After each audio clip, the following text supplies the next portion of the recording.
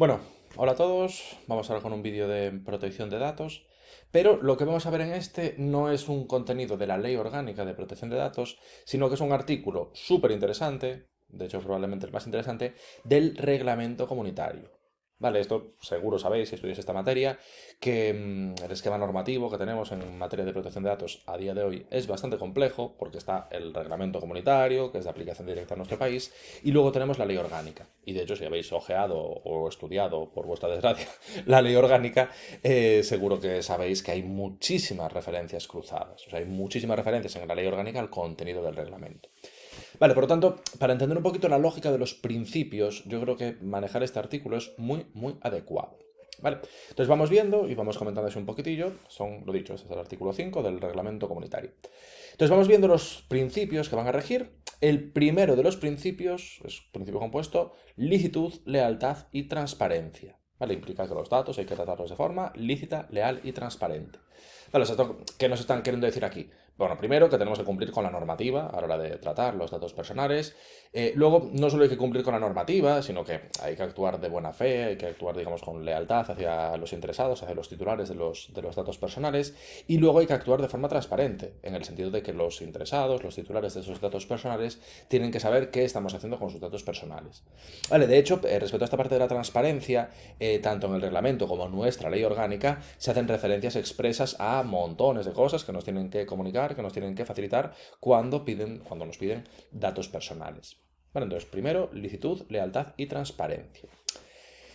Vale, siguiente, este muy interesante, y daría para hacer críticas a muchas grandes corporaciones, es el principio de limitación de la finalidad. Vale, ¿qué significa esto? Pues básicamente, bueno, lo que significa es que son recogidos con fines determinados, explícitos y legítimos, y que no serán tratados posteriormente de manera incompatible con esos fines.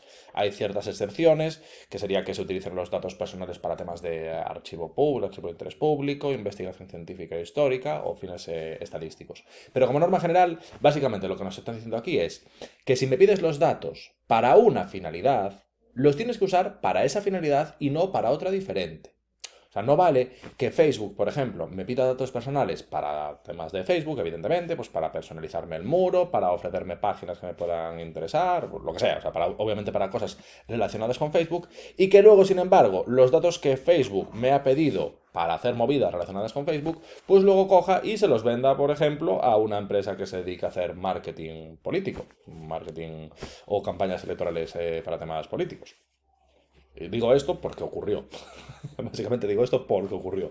Hubo un escándalo enorme al respecto hace unos años en Estados Unidos porque se descubrió justo que Facebook estaba cogiendo todos los datos de sus usuarios, que eran datos que evidentemente se cedían para temas relacionados con Facebook, para cuestiones relacionadas obviamente con Facebook, y se los estaba vendiendo a una empresa, no voy a decir el nombre por si acaso, no vaya a ser, y se lo estaba vendiendo a una empresa que se dedicaba justo a hacer marketing político a medida, un poco en función de las preferencias que podrían tener los diferentes usuarios de Facebook, pues intentaba hacerles campañas promocionales, campañas de marketing electoral, para intentar condicionar u orientar el sentido de su voto. Eso no se puede hacer, porque si me pides los datos para una cosa, los tienes que usar para esa cosa y no para otras cosas diferentes.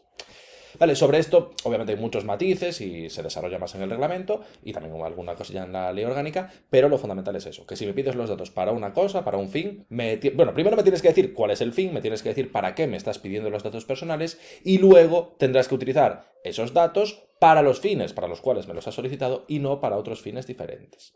Vale, eso es lo que implica la limitación de la finalidad.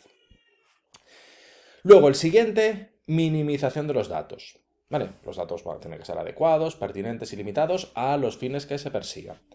¿Qué significa esto? Que me tienen que pedir solamente los datos que sean estrictamente necesarios para la finalidad que se persiga. O sea, cuando me piden datos, primero, como decíamos en el punto anterior, cuando me piden datos tienen que decirme para qué me los están pidiendo.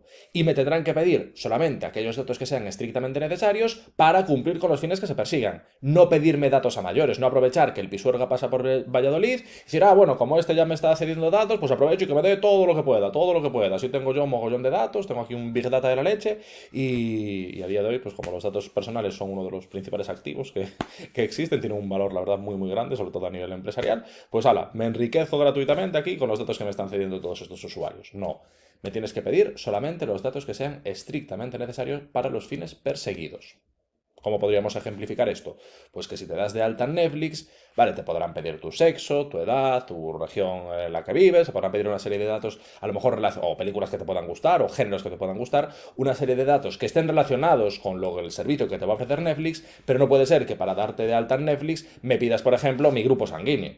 Pues que ahora yo tendrá que ver mi grupo sanguíneo con las series que me puedan gustar. Obviamente no tiene nada que ver, sería totalmente excesivo por parte de Netflix y estaría vulnerando este principio de minimización de los datos. Vale, entonces cuando me piden datos, obviamente me tienen que decir primero para qué me los están pidiendo, cuál es la finalidad, y me tendrán que pedir solamente los datos que sean estrictamente necesarios para cumplir con esos fines. Vale, minimización de los datos. Luego, el siguiente, muy interesante porque está directamente relacionado con uno de los derechos que se contemplan tanto en el reglamento como en la ley orgánica, principio de exactitud. Vale, ¿qué significa? Que los datos, que yo creo que este quizá por el nombre es el más intuitivo de todos. Lo que significa esto es que los datos míos que obren en un fichero tienen que ser exactos y, si fuera necesario, actualizados. Entonces, los datos míos que estén en un fichero tienen que reflejar mi situación real y actual. ¿Por qué os digo que esto está directamente relacionado con uno de los derechos que tenemos tanto en el reglamento como en la ley orgánica? Porque este principio de exactitud está directamente relacionado con el derecho de rectificación. Claro, ¿qué significa eso? Pues que si en un fichero hay datos míos que no son exactos o que están incompletos, yo tengo la posibilidad de que se rectifiquen. O sea que al final el derecho de rectificación deriva de este principio de exactitud. Como los datos míos que estén en los diferentes ficheros tienen que ser exactos y reflejar mi situación actual, si no se cumple con este principio de exactitud, yo puedo ejercer el derecho de rectificación. ¿Vale? Por lo tanto, esto súper interesante la relación entre este principio y ese derecho que os estoy comentando. Luego, el siguiente, vamos, este es uno que estoy prácticamente seguro de que en la inmensa mayoría de los casos se vulnera, es limitación del plazo de conservación. ¿Qué significa esto? Pues que los datos nuestros que podamos ceder solamente se van a mantener por parte de los diferentes responsables a los que se los hayamos cedido durante el tiempo que sea estrictamente necesario para cumplir los fines que se perseguían. O sea, ¿qué significa esto? Que cuando, por ejemplo, me doy de baja en Facebook, deberían de eliminar todos mis datos personales, porque ya no van a ser necesarios, porque yo ya no voy a tener ningún tipo de vinculación con Facebook. Y estoy prácticamente seguro, o sea, sin saber los entresijos de Facebook, pero vamos, estoy prácticamente seguro de que no se cumple. Y digo Facebook como podría decir cualquier otro, ¿eh?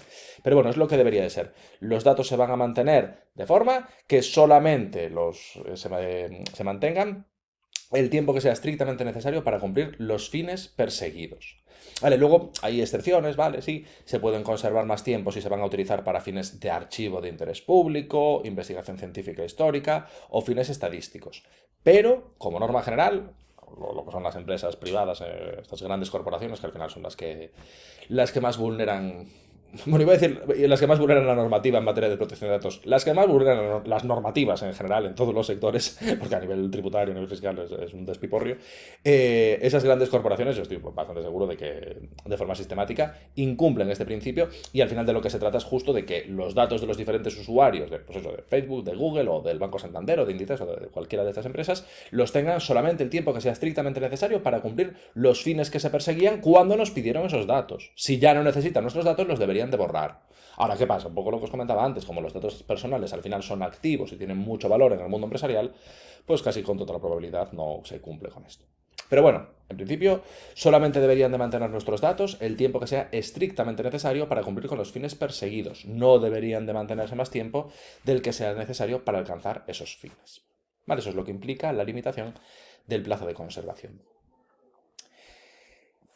Y luego, siguiente que tenemos en esta numeración, que al final no es el último, porque el punto 2 también es un principio, pero bueno, es un poco extraña la conformación de este artículo. En esta numeración, el último que tenemos, también yo creo que es sencillito por la palabra, integridad y confidencialidad. Vale, que esto básicamente hace referencia a las medidas de seguridad. Los datos hay que tratarlos de forma que se garantice la seguridad de los mismos. Vale, seguridad digamos, en un doble sentido. Por una parte, seguridad respecto a que los datos no se vean alterados, no se pierdan, no se destruyan o no se vean sometidos a daños de ningún tipo.